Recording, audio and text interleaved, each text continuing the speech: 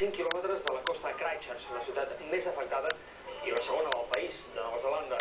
L'alcalde i a decretar l'estat d'emergència, els equips de rescat treballen en els diversos edificis que s'han esfondrat i on han quedat atrapades moltes persones. El terratrèmol ha passat al migdia, hora local, i amb molt moviment de gent pels carrers de Christchurch. Fa només 6 mesos, un altre terratrèmol de 7,2 graus va afectar aquesta mateixa zona de Nova Zelanda. Des d'aleshores s'han anat repetint els tremolors i aquest darrer probablement és el que més danys ha causat. És horrorós. Encara no sé com estic aquí. Mai a la vida havia vist res així.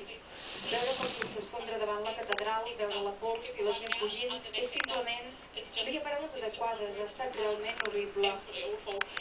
De moment en tenim detalls incomplets. Sembla que hi ha hagut danys significatius als edificis i les infraestructures. Caldrà temps per aclarir la situació, però el que sí que sabem és que la gent de la zona de Canterbury ha tornat a passar per una experiència traumàtica i espantosa.